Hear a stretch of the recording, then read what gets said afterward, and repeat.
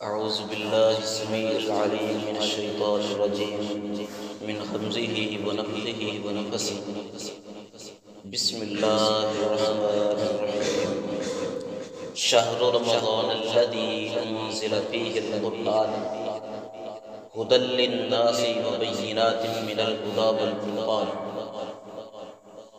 عزیز بزرگ و بھائیو، اللہ رب العزت نے اس آیہ مبارکہ کے اندر فرمایا شہر رمضان الذی انزل فیہ القرآن، کہ ہم نے رمضان کے بابرکت مہینے کے اندر اس قرآن کریم کو نازل کیا ہے۔ ھدی للناس وبینات من الھدی والفرقان، اس قرآن کو نازل کرنے کا مقصد بھی بیان کر دیا کہ میں نے یہ جو کتاب اپنی اتاری ہے، اس کو نازل کرنے کا مقصد کیا ہے؟ ھدی للناس، لوگوں کی ہدایت، وبینات من الھدی، اور ہدایت کو واضح کر دیا۔ عزیز بزرگو بھائیو،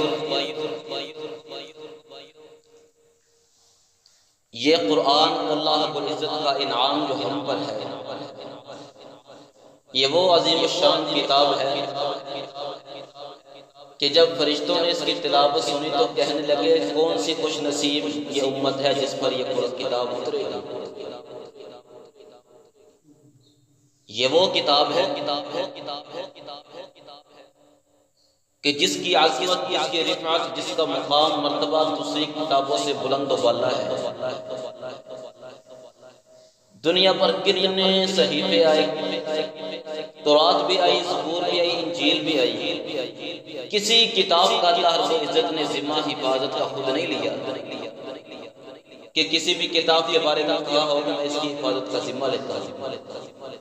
لیکن جب اس کلام پاک، اس قرآن کریم کی باری آئی، اللہ رب العزت نے کیا کہا؟ اِنَّا نَحْنُ نَزَّلْنَا الذِّكْرَ وَإِنَّا لَهُ لَحَافِظُونَ، کہ ہم نے اس کتاب کو نازل کیا، ہم ہی اس کی حفاظت کرنے والے ہیں۔ یہ وہ کتاب ہے جو اپنا تعارف خود کرواتی ہے کہ جب قرآن سے پوچھا گیا تجھے نازل کرنے والا کون ہے، قرآن نے اپنی زبان کے اندر ہی کہا وَإِنَّهُ لَتَنزِيلُ رَبِّ الْعَالَمِينَ، لیکن آنے والا کون ہے؟ قرآن نے کہا نازل بِهِ الروح الامین، اتارا کہاں پر گیا؟ عَلَىٰ قَلْبِكَ لِتَكُونَ مِنَ الْمُنذِرِينَ۔ یہ وہ کتاب ہے، اللہ تعالیٰ چاہتا تو پہاڑوں پر بھی نازل کر دیتا، لیکن اللہ تعالیٰ نے انسان کے دل پر نازل کیا۔ اللہ تعالیٰ قرآن کے اندر کیا کہتے ہیں؟ لَوْ أَنزَلْنَا هَذَا الْقُرْآنَ عَلَىٰ جَبَلٍ لَرَأَيْتَهُ خَاشِعًا مُتَصَدِّعًا مِنْ خَشْيَةِ اللَّهِ، کہ اگر ہم اس کتاب کو، اس قرآن کو پہاڑ پر نازل کر دیتے تو وہ اللہ تعالیٰ کے ڈر کی وجہ سے، خشیت کی وجہ سے ریزہ ریزہ ہوتا ہے۔ یہ وہ کتاب ہے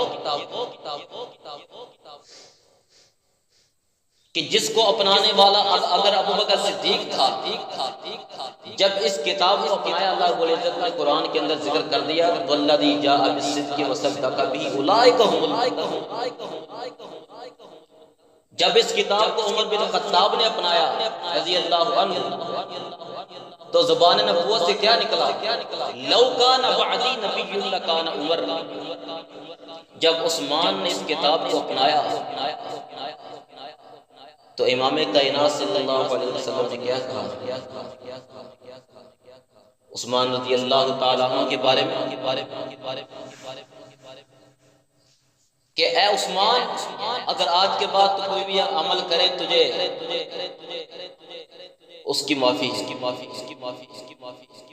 اتنی رفعت، اتنی بلندی والی کتاب ہے، لیکن آج ضرورت ہے اس بات کو سمجھنے کی کہ پہلے لوگوں نے جب اس کتاب کو اپنایا، اللہ رب العزت نے قیامت تک ان کا نام روشن کر دیا۔ وہ زمانے میں معزز تھے مسلمان ہو کر، اور تم خار ہوئے تارک قرآن۔ آج ہر جگہ مسلمان ظلم کی چکی کے اندر پھنس رہے۔ یہ وہی مسلمان کہ جنہوں نے 800 سال تک اس دنیا پر حکمرانی کی، لیکن آج دنیا کی مظلوم ترین قوم بن چکی ہے۔ ہم نے قرآن کو رکھ لیا شادی بیاہ کے موقع پر رخصتی کرنے کے لیے، ہم نے قرآن کو رکھ لیا قسمیں اٹھانے کے لیے، سال ہر سال قرآن غلاف کے اندر لپیٹ کر الماری پر پڑا رہتا ہے، پتہ نہیں کیا بیت رہی ہے۔ ہم نے قرآن کو غلاف کے اندر رکھ کر دکان کی خیر و برکت کا ذریعہ بنا لیا، گھر کی خیر و برکت کا ذریعہ بنا لیا، قرآن کو تعویذ بنانے کے لیے ہم نے رکھ لیا۔ کیا قرآن اس لیے آیا تھا؟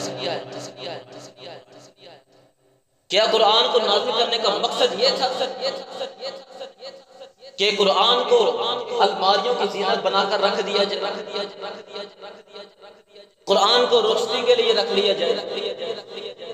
قرآن تو آیا تھا تیری میری رشد و ہدایت کے لیے، قرآن تو آیا تھا تیری میری فلاح کے لیے، قرآن تو آیا تھا اللہ کے عذاب سے بچانے کے لیے، لیکن آج ہر جگہ اللہ کا عذاب آ رہا ہے۔ وجہ کیا ہے؟ اس قرآن سے تعلق ہمارا ٹوٹ گیا، اس قرآن کو ہم نے چھوڑا۔ لندن کے اندر آج بھی وہ یونیورسٹی موجود ہے کہ جن کا اصول ہے کہ جو بھی اسٹوڈنٹ فارغ ہوتا ہے اسے کہتے ہیں آپ سے خواہش بتاؤ۔ ایک اسٹوڈنٹ نے کہا یہ جو سامنے لیبارٹری موجود ہے اس کے اندر کسی بھی انسان آدمی کو جانے کی اجازت نہیں ہے سوائے جو اس کے اندر موجود ہے۔ اس نے کہا میں اس کے اندر جانا چاہتا ہوں، میری خواہش ہے۔ اندر لے جایا گیا، کیا دیکھتا منظر، بڑے بڑے قرآن کے اوراق لگائے ہوئے ہیں۔ لیبارٹری مسلمانوں کی نہیں ہے، کافروں کی لیبارٹری ہے۔ کیا منظر دیکھتا ہے کہ بڑے بڑے قرآن کے اوراق لگائے ہیں، اوپر دوربین لگی ہوئی۔ کہتا میں نے ان سے سوال کیا تم تو مسلمان بھی نہیں ہو لیکن یہ قرآن کے بڑے بڑے اوراق پر دوربینیں موجود ہے، وجہ کیا ہے؟ ایک کافر کے الفاظ سنیے، کہتا ہے ہم نے دنیا میں ترقی کامیابی حاصل کی ہے اس قرآن کی وجہ سے، اس کتاب کی وجہ سے۔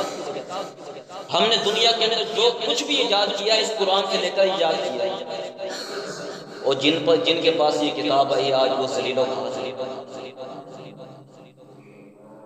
آخر کیا وجہ ہے؟ ذمہ دار کون ہے؟ اصل مجرم کون ہے؟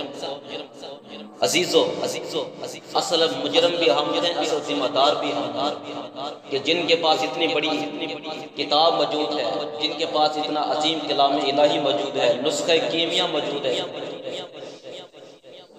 کہ جس کے آگے ہر قسم کی سائنس ختم ہو جاتی ہے۔ عزیزو تنہائی میں بیٹھ کر اپنا احتساب کرنے کی ضرورت ہے کہ ذمہ دار کون ہے اور اصل مجرم کون ہے۔ اگر اپنا احتساب کریں گے تو پتہ یہی چلے گا اصل مجرم ہم ہیں اور کوئی نہیں ہے۔